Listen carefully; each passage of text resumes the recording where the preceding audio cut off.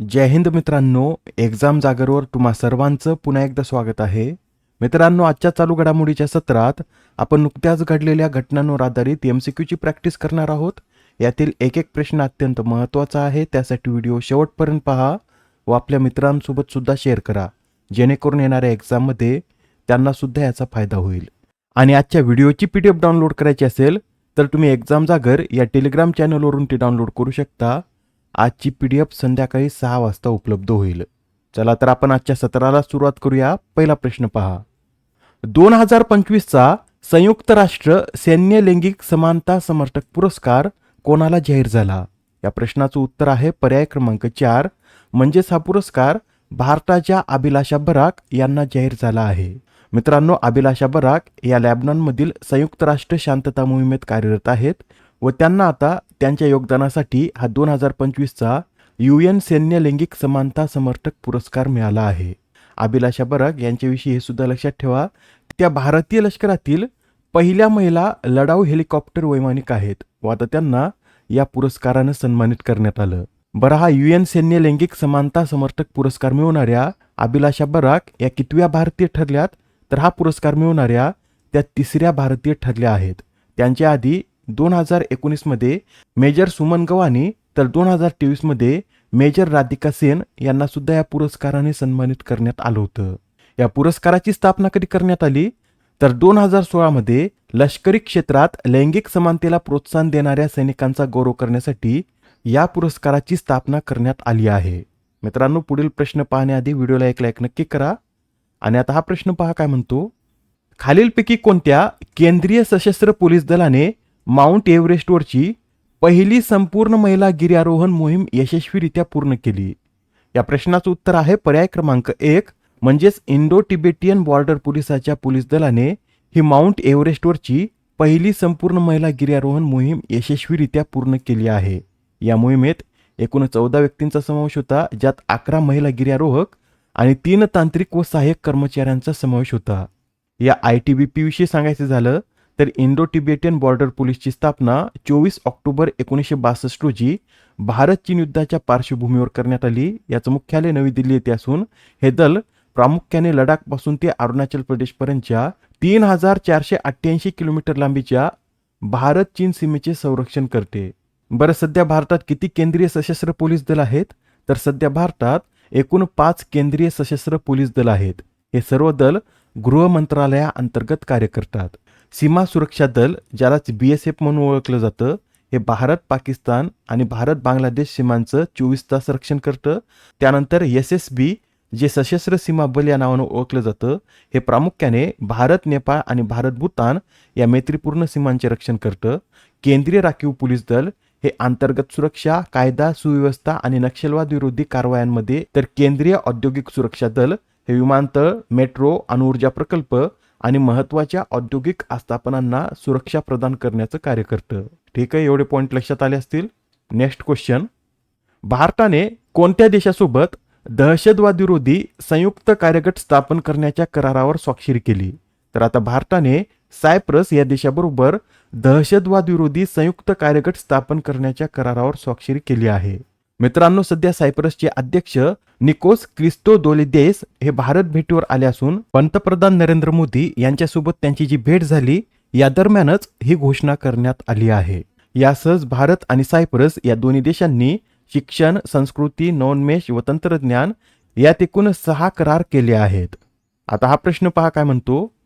देशातील पहिली air train कोणत्या शहरात सुरू करण्यात येत आहे? तर आता देशातील पहिली एअर ट्रेन ही दिल्ली या शहरात सुरू करण्यात येत आहे. दिल्लीमध्ये कुठे?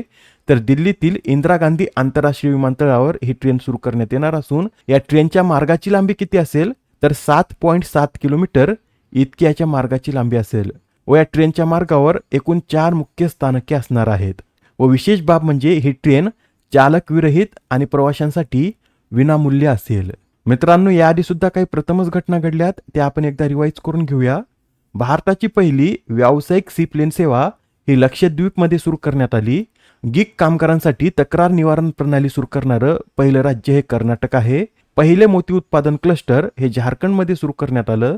भारतातील पहिले कार्बन शोषक आल्गी ट्री मध्य प्रदेशमध्ये, भारतातील पहिले लो इमिशन झोन पुण्यात, देशातील पहिले बासमती सेंद्रिय प्रशिक्षण केंद्र उत्तर प्रदेश या राज्यात, पहिला स्वदेशी कोळशापासून अमोनियम नायट्रेट प्रकल्प ओडिशामध्ये स्थापन करण्यात आला, तर भारतातील पहिला प्रोटोटाइप फास्ट ब्रीडर रिॲक्टर हा तामिळनाडू या राज्यात स्थापन करण्यात आला आहे. पुढील प्रश्न, 2024च्या नवीनतम नमुना नोंदणी प्रणाली अहवालानुसार भारताचा सध्याचा एकूण प्रजनन दर किती आहे? तर आता या अहवालानुसार भारतातील प्रजनन दर हा 1.9 इतका आहे. मित्रांनो, हा प्रजनन दर प्रतिस्थापन पातळी जी 2.1 आहे त्यापेक्षा सुद्धा खूपच कमी आहे. म्हणजेच भारतातील महिला त्यांच्या हयातीत 2 पेक्षा कमी मुलांना जन्म देत आहेत. बिहार, उत्तर प्रदेश, मध्य प्रदेश, राजस्थान, छत्तीसगड व झारखंड ही 6 राज्ये सोडली तर इतर सर्व राज्यांमध्ये हा दर लक्षणीयरित्या कमी झाला आहे. दिल्लीचा प्रजनन दर हा भारतात सर्वात कमी 1.2 इतका नोंदविण्यात आला आहे. त्यापाठोपाठ केरळ, तामिळनाडू व पश्चिम बंगाल या राज्यांचा क्रमांक लागतो, ज्यांचा एकूण प्रजनन दर हा 1.3 इतका आहे. नेक्स्ट क्वेश्चन, कोणत्या राज्याने भारतातील पहिले विशेष कृत्रिम बुद्धिमत्ता मंत्रालय स्थापन केले? तर भारतात प्रथमच केरळ या राज्याने एक AI मंत्रालय स्थापन केला आहे. या मंत्रालयाचे मंत्री म्हणून कोणाची नियुक्ती करण्यात आली? तर PK कुन्नालीकुट्टी हे या मंत्रालयाचे पहिले मंत्री बनले आहेत. महत्वाचा प्रश्न आहे, लक्षात ठेवा. भारतातील पहिले विशेष कृत्रिम बुद्धिमत्ता मंत्रालय केरळ राज्यात स्थापन करण्यात आला असून त्याचे पहिले मंत्री हे PK कुन्नालीकुट्टी आहेत. मित्रांनो, केरळचे सध्या नवीन मुख्यमंत्री कोण बनलेत? तर VD सतीशन हे केरळचे नवीन मुख्यमंत्री बनले असून राजेंद्र विश्वनाथ आर्लेकर हे सध्या केरळचे राज्यपाल आहेत. केरळमध्ये एकूण 6 नॅशनल पार्क असून ते कोणते? तर Eravikulam, Periyar, silent valley national park, Anamudi शोला नॅशनल पार्क, मतिकेतन शोला नॅशनल पार्क व पंपाडम शोला नॅशनल पार्क हे केरळ या राज्यात स्थित आहेत. आता हा प्रश्न पहा, जागतिक आरोग्य संघटनेने कोणत्या देशातील इबोलाचा उद्रेक सार्वजनिक आणीबाणी म्हणून घोषित केली? तर आता जागतिक आरोग्य संघटनेने कांगो व युगांडा या देशातील इबोलाचा उद्रेक ही जागतिक आणीबाणी म्हणून घोषित केली आहे. या प्रश्नाचं उत्तर काय असेल? तर पर्याय क्रमांक 4 हे या प्रश्नाचं योग्य उत्तर आहे. मित्रांनो, इबोलाच्या नवीन व्हेरियंट बुंदीबुग्यो यामुळे हा उद्रेक झालेला आढळून आला आहे. इबोलाविषयी सांगायचं झालं तर 1976 मध्ये इबोलाचा पहिला विषाणू हा कांगो व सुदान येथे सापडला होता. कांगोमधील याम्बुकू या गावात हा पहिला रुग्ण आढळला होता व हे गाव इबोला नदीजवळ असल्यामुळेच या विषाणूला देखील इबोला हे नाव देण्यात आलं आहे. आणि सुदान येथे सुदानमधील नजारा शहरात याचे पहिले रुग्ण आढळले होते. नेक्स्ट क्वेश्चन, कोणता देश हा बांगलादेशचा दुसरा सर्वात मोठा व्यापारी भागीदार देश बनला आहे? तर मित्रांनो, आपला भारत हा बांगलादेशचा दुसरा सर्वात मोठा व्यापारी भागीदार देश बनला आहे. अलीकडेच बांगलादेशच्या सांख्यिकी ब्युरोने एक ताजी आकडेवारी प्रकाशित केली व त्या माहितीनुसार फेब्रुवारीमध्ये बांगलादेशच्या एकूण व्यापारात भारताचा वाटा हा 8.47% इतका होता, ज्याचे मूल्य हे 123 अब्ज टक्का इतके आहे व यात भारताने अमेरिकेला मागे टाकत हे दुसरं स्थान पटकावलं आहे. अमेरिकेचा यात वाटा किती? तर अमेरिकेचा यात वाटा 8.46% इतका आहे. मित्रांनो, भारत व बांगलादेश हे दोन्ही शेजारी देश असल्यामुळे यांच्याविषयी हे सुद्धा लक्षात ठेवा. या दोन्ही देशांमध्ये एकूण 4096 किलोमीटरची सीमा संलग्न आहे व ही जगातील 5वी सर्वात लांब भूसीमा आहे. बरं, बांगलादेशाशी भारतातील कोणकोणत्या राज्याच्या सीमा संलग्न आहेत? तर पश्चिम बंगाल, आसाम, मेघालय, त्रिपुरा, मिझोराम या 5 राज्यांच्या सीमा बांगलादेशाशी संलग्न आहेत. नेक्स्ट क्वेश्चन, भारताचा टेनिसपटू युकी भांबरी यांनी कोणाच्या साथीने जेनेवा ओपन टेनिस स्पर्धेचे उपविजेतेपद पटकावले आहे? तर युकी भांबरी यांनी मायकल व्हिनस यांच्या साथीने जिनेवा ओपन टेनिस स्पर्धेतील दुहेरीत उपविजेतेपद पटकावलं आहे. त्यांना अंतिम सामन्यात रोमेन आर्नेओडो व मार्क आंद्रे हुसल यांच्या जोडीकडून पराभव पत्करावा लागला व ते उपविजेते ठरले आहेत. आजच्या सत्रामधील शेवटचा प्रश्न पहा, दरवर्षी जागतिक थायरॉइड जागरूकता दिवस कधी साजरा केला जातो?